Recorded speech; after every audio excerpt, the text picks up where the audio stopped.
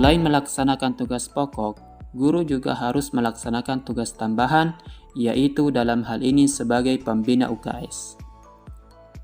Pembinaan dan pengembangan UKS adalah sebuah program yang bertujuan untuk meningkatkan mutu pendidikan serta prestasi belajar peserta didik yang tercermin dalam perilaku hidup bersih dan sehat sehingga memungkinkan pertumbuhan dan perkembangan yang harmonis dan optimal di lingkungan sekolah dalam rangka pembentukan manusia seutuhnya. Kegiatan ini diharapkan dapat memberikan manfaat demi terwujudnya kesiapan pelajar dengan tetap menjalankan protokol pencegahan penyebaran COVID-19 sebagai suatu kebiasaan baru yang harus diterapkan selama berada di sekolah.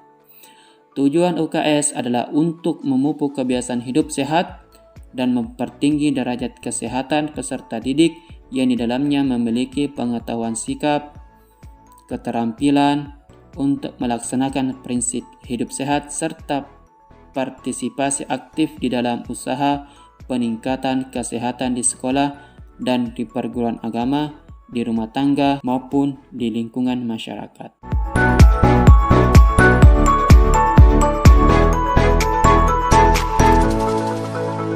Ketatausahaan sekolah adalah suatu rangkaian kegiatan pengelolaan organisasi kerja yang dilakukan oleh seseorang atau sekelompok orang secara sistematis dan teratur untuk mencapai suatu tujuan kelembagaan.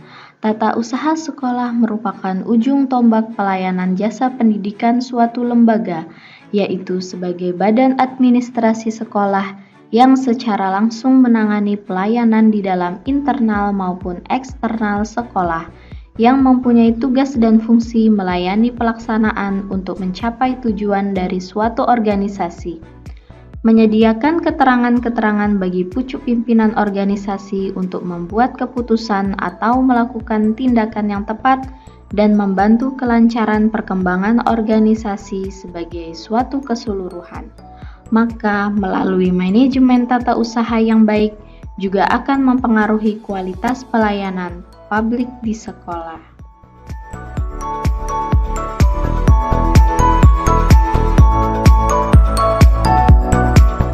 Di masa pandemi ini, siswa sekolah belajar secara daring di rumah melalui perangkat HP Android. Namun, dengan pelajaran seperti ini, siswa sering mengalami kendala saat proses pembelajaran. Seperti halnya pelajaran PJOK, tidak semua siswa memiliki alat olahraga yang ada di rumah. Sehingga siswa menjadi kesulitan untuk mengimplementasikan pembelajaran PJOK.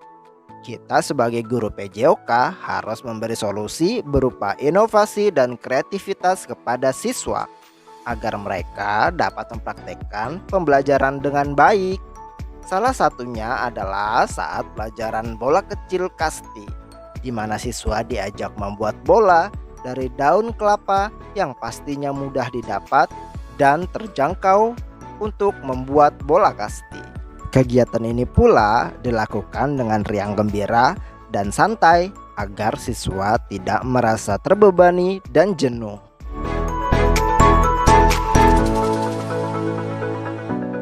Pembelajaran jarak jauh dimulai seiring meningkatnya pandemi COVID-19. Kebijakan yang diatur oleh pemerintah mengakibatkan berubahnya cara belajar siswa dan cara mengajar guru. Pembelajaran daring di masa pandemi COVID-19 membawa perubahan gaya belajar siswa. Ada perubahan gaya belajar positif di mana siswa menjadi lebih aktif dan kreatif. Dan juga sebaliknya, ada perubahan negatif di mana terjadi penurunan motivasi belajar siswa.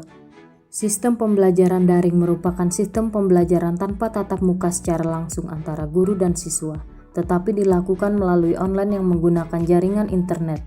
Guru harus memastikan kegiatan belajar mengajar tetap berjalan, meskipun siswa belajar di rumah.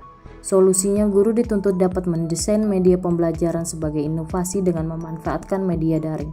Sebagai pendidik, mengajar di masa pandemi COVID-19 adalah sebuah tantangan baru. Kita dituntut untuk kreatif dan inovatif dalam membangun minat dan motivasi belajar siswa. Di samping itu, teknologi juga perlu ditingkatkan sebagai sarana terpenting untuk mendukung proses tersebut.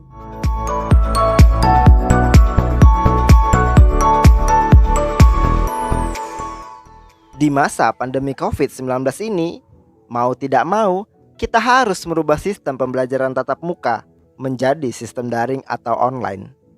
Pemberian materi pembelajaran dan komunikasi antara pengajar dan siswa lebih banyak dilakukan di sosial media. Menanyakan perkembangan tugas yang diberikan, mengirim tugas, menanggapi kelas jika siswa bertanya dan menyetor tugas, serta beberapa hal lainnya kini lebih aktif di sosial media.